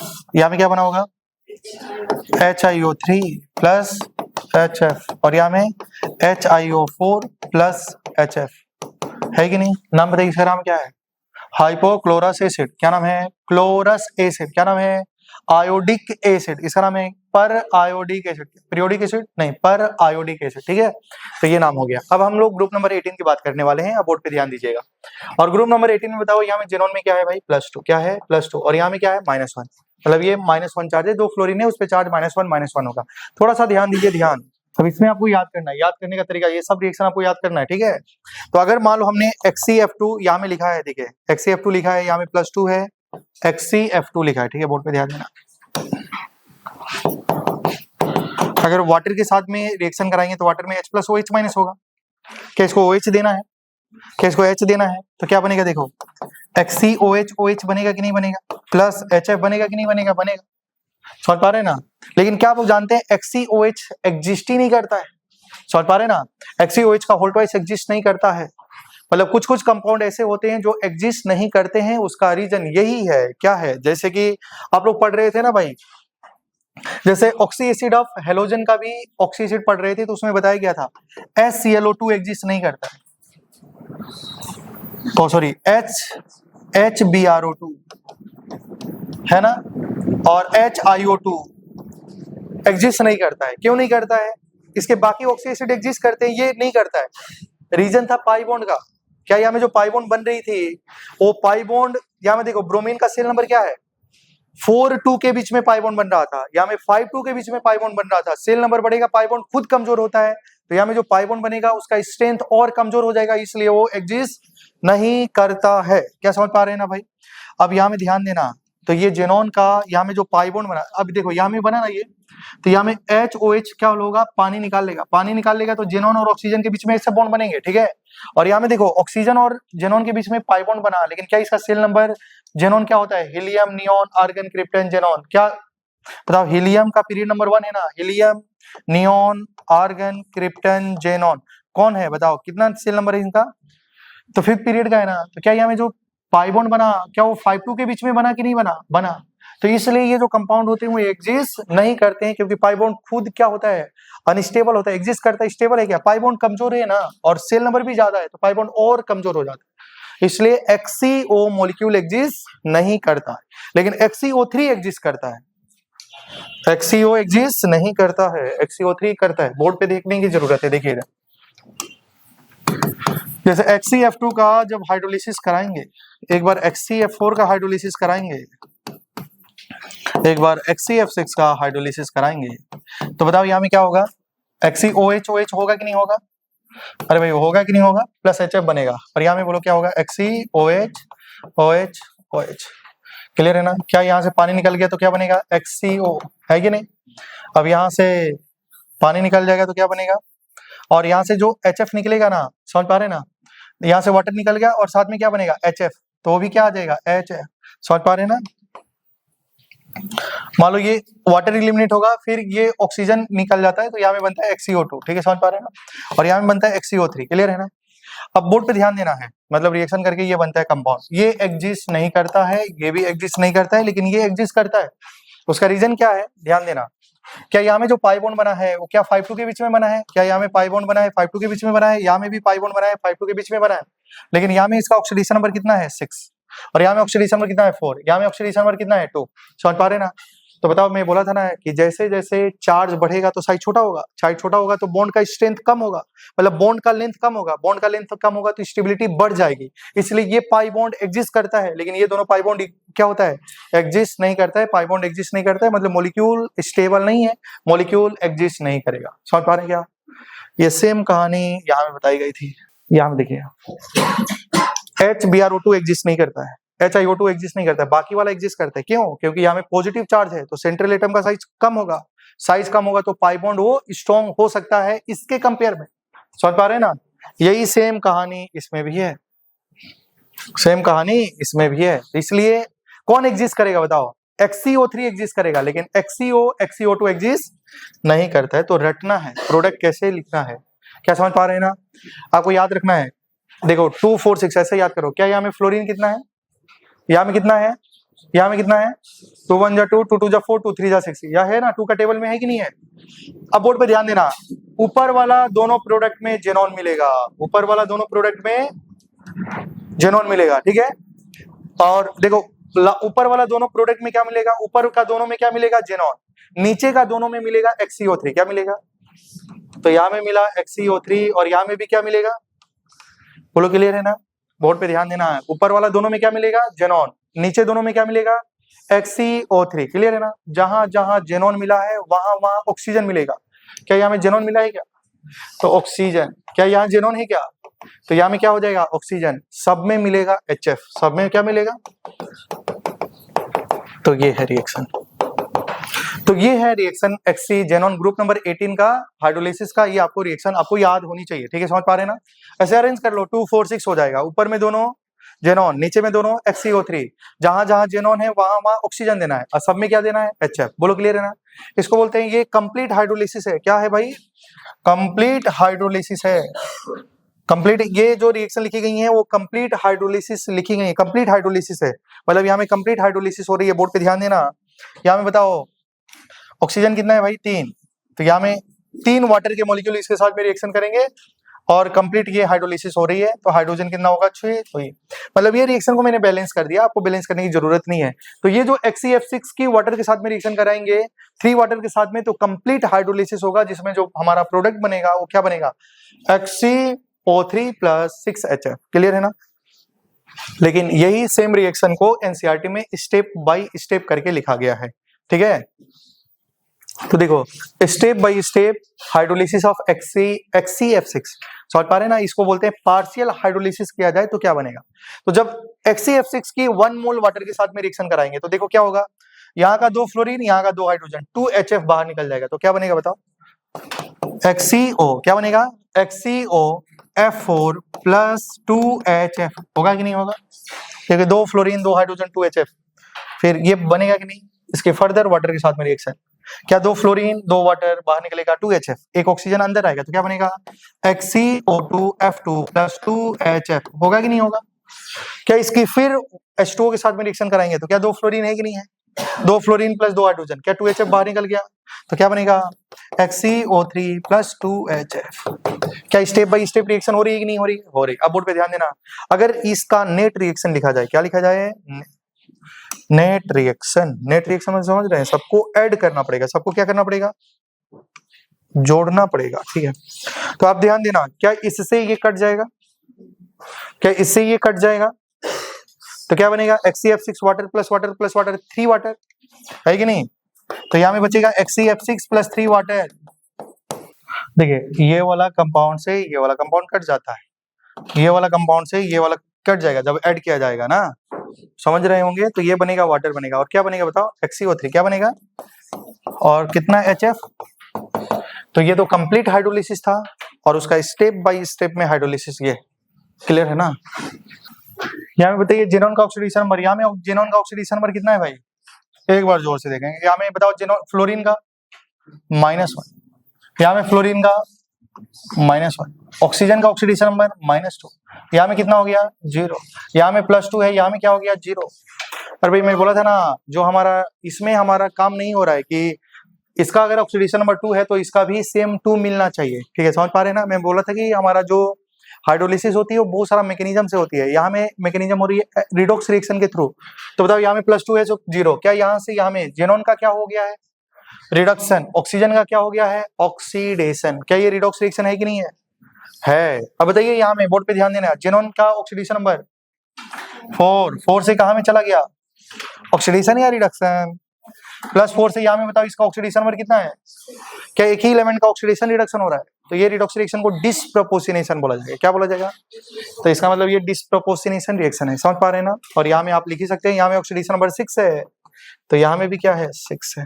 तो ये तो याद रखना पड़ेगा, ऊपर वाला दोनों में जेनॉन मिलेगा, नीचे वाला दोनों में XeO3 मिलेगा, जहां जहां जेनॉन वहां वहां ऑक्सीजन, ठीक है, हर में मिलेगा, हर सबको मिलेगा HF। समझ पा रहे हैं क्या आप लोग। आगे बढ़ते हैं। अब हमने अभी तक जो पढ़ा है वो किसका हाइड्रोलिसिस पढ़ा है, हैलाइड का। किसका पढ़ा है, अब हम ऑक्साइड का हाइड्रोलिसिस पढ़ेंगे। तो नेक्स्ट हेडिंग में लिखेंगे reaction of oxide with water, reaction of oxide with water.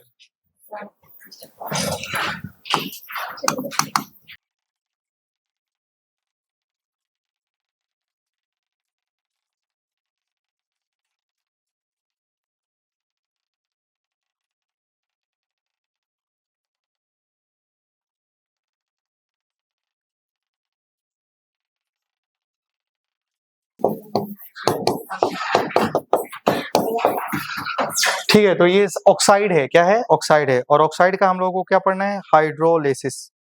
ठीक है, बोर्ड पे ध्यान देना, क्या ये ऑक्साइड है कि नहीं है? है। ठीक है, अभी तक हमने हैलाइड का हाइड्रोलिसिस पढ़ा है, फिर किसका पढ़ रहे हैं? ऑक्साइड का, फिर क्या पढ़ना है? कार्बाइड का हाइड्रोलिसिस। क्या ये बताओ मेटल है? ऑक्सीडेशन नंबर 2 है ना, ऑक्सीजन पे कितना है? -2। वाटर में बोलो क्या होगा? H+ OH- होगा कि नहीं होगा? अब आपको डायरेक्टली प्रोडक्ट लिखना है। और बताइए, ये प्लस है तो क्या इसके पास क्या जाएगा? OH। तो मेटल का हाइड्रोक्साइड को क्या बोला जाता है? हाइड्रोक्साइड। तो यहाँ में क्या हो जाएगा? CaOH का होल ट्वाइस। केवल यही प्रोडक्ट लिखना है, ठीक है। बताओ नाइट्रोजन N2O3 में नाइट्रोजन का ऑक्सीडेशन नंबर, टेंशन आ, 2x - 6 = 0, +3 होगा कि नहीं होगा? और बताओ क्या इसके पास OH जाएगा कि नहीं जाएगा? H+ जाएगा या OH जाएगा? OH। तो नाइट्रोजन मेटल है, नॉन मेटल है? नॉन मेटल का हाइड्रोक्साइड ऑक्सी एसिड। तो नाइट्रोजन का +3 वाला ऑक्सी एसिड क्या होता है? HNO3 या HNO2? HNO2 नाम होता है नाइट्रस एसिड। क्या होता है? Nitrous acid. समझ पा रहे हैं क्या आप लोग?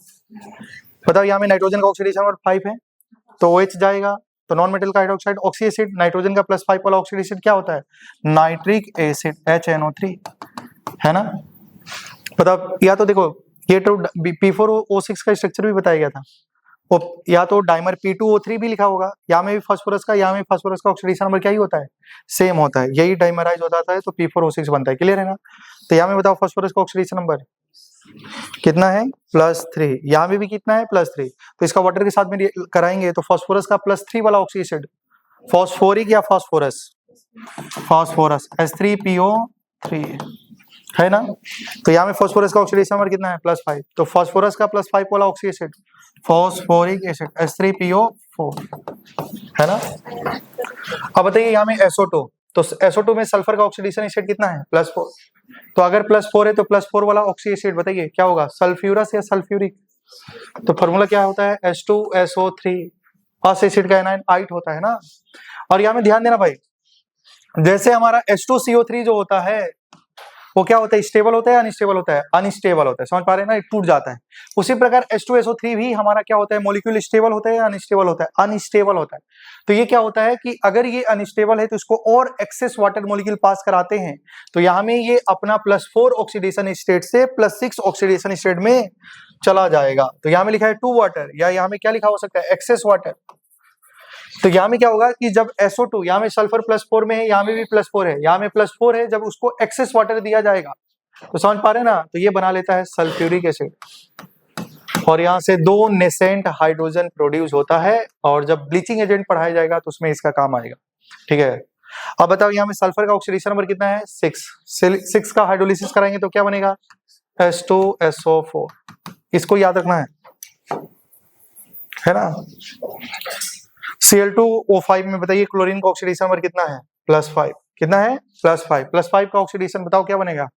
HClO3 बनेगा कि नहीं बनेगा? Chloric acid. 7 वाला क्या बनेगा? HClO4। क्या नाम हो जाएगा? पर क्लोरिक एसिड। समझ पा रहे हैं ना। अब यहाँ में देखिए PCl5 का जब हाइड्रोलिसिस कराया जाता है तो यहाँ में फास्फोरस का ऑक्सीडेशन नंबर कितना है? +5। तो क्या बनेगा बताओ? फास्फोरस का +5 वाला ऑक्सी एसिड क्या होता है? H3PO4। लेकिन वो जानते हैं कितने स्टेप में बनता है? 2 स्टेप में बनता है। पहले क्या होता है? POCl3 + HCl बाहर निकलता है, फिर ये POCl3 का हाइड्रोलिसिस कराते हैं तो बनता है H3PO4। समझ पा रहे हैं आप लोग? बोर्ड पे ध्यान देना। PCl5 का स्ट्रक्चर याद है क्या? Trigonal bi pyramidal. Trigonal bi pyramidal. क्या 2 क्लोरीन ऊपर होता है क्या? HCl में कितने क्लोरीन? तो जब अगर हम हाइड्रोलिसिस करते हैं तो बॉन्ड वीकर होते हैं तो टूट जाते हैं ना। कौन सा बॉन्ड टूटा? इक्वेटोरियल या एक्सियल? तो क्या फास्फोरस के पास 2 वैलेंसी खाली हो गई तो वहां में एक ऑक्सीजन जुड़ जाता है। क्लियर है ना। तो क्या बनेगा POCl3 और यहाँ से 2 क्लोरीन, यहाँ का 2 हाइड्रोजन 2 HCl बना लेता है, ठीक है। फिर फर्दर ये वाटर के साथ में रिएक्शन करते हैं तो बनता है H3PO4, तो मतलब PCl5 का हाइड्रोलिसिस 2 स्टेप में होता है, क्लियर है ना। बताओ CO2 में कार्बन का ऑक्सीडेशन नंबर +4, तो कार्बन का बताइए क्या बनेगा H2CO3 carbonic acid. Carbonic acid stable या अनस्टेबल, अनस्टेबल, टूट जाएगा, क्या बनेगा CO2 प्लस वाटर। CO2 में भी कार्बन का ऑक्सीडेशन स्टेट +4 है। आप लोगों को पता है ना, non metal hydroxide, non metal जो होंगे उनको वाटर के साथ में रिएक्शन कराते हैं, नॉन मेटल का हाइड्रोक्साइड को, नॉन मेटल का ऑक्साइड को वाटर के साथ में रिएक्शन कराते हैं तो क्या बनता है ऑक्सी एसिड। क्या बनता है नॉन मेटल का हाइड्रोक्साइड, क्या होता है बनता है ऑक्सी एसिड। ये सब ऑक्सी एसिड है कि नहीं है, है कि नहीं है। अब ऑक्सी एसिड से ना जब जल को बाहर निकाल दिया जाता है तो क्या बन जाता है नॉन मेटल का ऑक्साइड। अगर इसमें से पानी निकाल देंगे तो ये बनेगा। तो नेक्स्ट क्लास में हम यही पढ़ेंगे, आपको बता दिया जाएगा कि उल्टा रिएक्शन पढ़ रहे हैं, कल जो रिएक्शन पढ़ा गया था उसका उल्टा। अब ये दे देगा बोलेगा इसका ऑक्साइड बताइए, ये दे देगा बोलेगा इसका ऑक्साइड बनाइए, समझ पा रहे ना। तो सिर्फ और सिर्फ पानी निकालना है, क्या निकालना है पानी, तो कल बताई जाएंगी।